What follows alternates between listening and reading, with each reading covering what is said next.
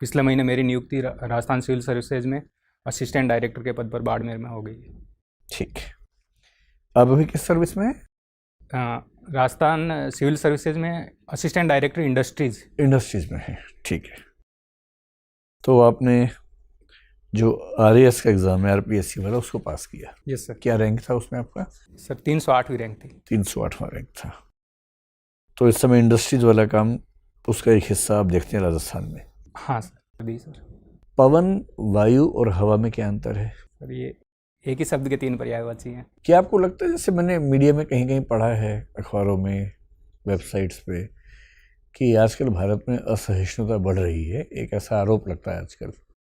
आपकी राय में ये आरोप सही है या ये मतलब एक जानबूझ के लगाने वाला आरोप है, जबकि इसमें सच्चाई है नहीं? सर कहीं देखा जाए तो इतना बड़ा भारत एक देश है, सभी सोसाइटीज़ में कुछ ऐसी चिटपुट घटनाएं होती रहती है, और एक प्रोपेगेंडा करना कि पूरे देश की छवि को उससे खराब करना मेरे हिसाब से सही नहीं है सर। ठीक है।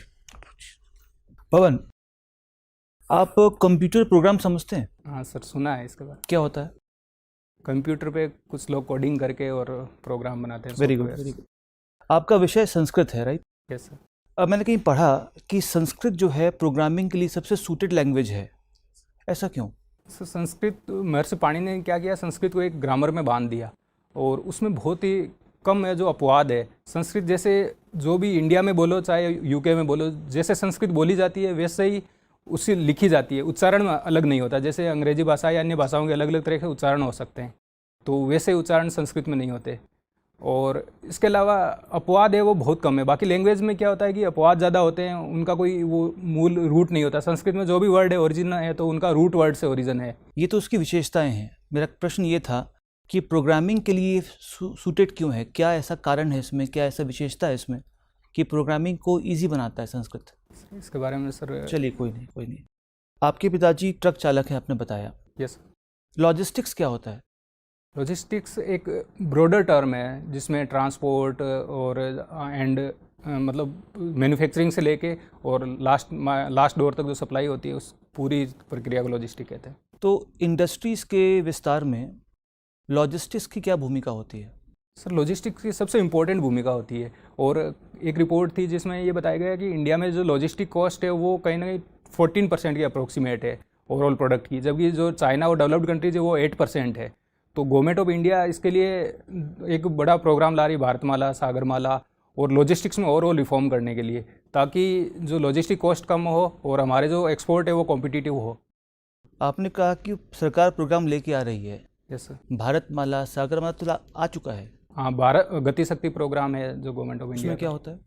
उसमें सर जो भी डिपार्टमेंट्स हैं वो मिलके और कोऑर्डिनेट करेंगे कि जैसे ट्रांसपोर्ट सेक्टर है, रेल सेक्टर है, इनलैंड वाटरवेज है, सारे कोऑर्डिनेटेड डेवलपमेंट होगा। अच्छा। विश्व बैंक की रिपोर्ट आती है एक, ईज़ ऑफ डूइंग बिजनेस। मुझे ये बताइए कि ऐसा क्या किया जाए लॉजिस्टिक्स में ताकि भारत में व्यापार करना आसान हो जाए लॉजिस्टिक्स के संदर्भ में? रोड्स हैं वो अच्छी क्वालिटी हो, रेलवे का जो है वो डेवलपमेंट हो, और अभी क्या है कि रेलवे जो माल वाला जो रेलवे मालगाड़ियाँ हैं उन पे कम लगता है, उन पे फेयर ज़्यादा लगता है, क्रॉस सब्सिडाइजेशन हो जाता है। ये बहुत सामान्य उत्तर है, कुछ ऐसा विशेष बता दीजिए कि आपका विषय है और आपका प्रोफेशन भी है इंडस्ट्रीज़। Yes sir. तो मैं जानना चाहूँगा कुछ विशिष्ट बातें कि लॉजिस्टिक्स का जो कॉस्ट है उसे कैसे कम करें हम। कुछ आपने महसूस किया हो अपने काम के दौरान, कोई समस्या आपने देखी हो? ऐसा कोई स्पेसिफिक कभी आपने ऐसा एक्सपीरियंस नहीं किया कि आप क्या करें ऐसा सिविल सेवा में ताकि लॉजिस्टिक्स कॉस्ट कम हो जाए? सर जो वर्ल्ड क्लास इंफ्रास्ट्रक्चर है वो डेवलप करनी होगी हमें। वो आपके हाथ में नहीं है, आपके हाथ में क्या है?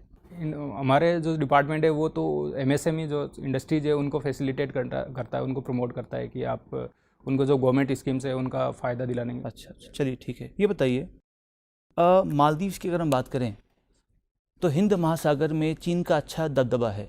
Yes sir. और चीन का अच्छा प्रभाव है मालदीव्स के ऊपर, लेकिन क्या कारण है कि मालदीव ने भारत पहले की नीति को अपनाया है? सर मालदीव के जो पहले प्रधानमंत्री थे वो उनका चीन की ओर ज़्यादा झुकाव था।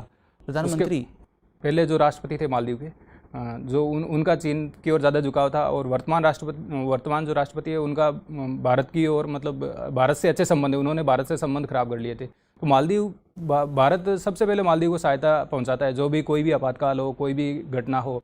जैसे थोड़े टाइम पहले पानी, वहाँ पेयजल की कमी पड़ गई थी, तो भारत ने पहुँचाया। फिर वहाँ पर एक तख्ता पलट होने वाला था, तो भारतीय सेना ने उसमें इंटरफेयर किया था। और भी कि मेरा प्रश्न क्या था कि क्या कारण रहे होंगे कि चीन के दबाव के बाद भी भारत की ओर मालदीव का रुझान काफ़ी मजबूत है? सर, जो चाइना की बेल्ट एंड रोड इनिशिएटिव के तहत जो प्रोजेक्ट्स हैं, वो कहीं ना कहीं एक डेप ट्रेड डिप्लोमेसी का हिस्सा है। तो छोटे छोटे देश है वो उसमें फंस के और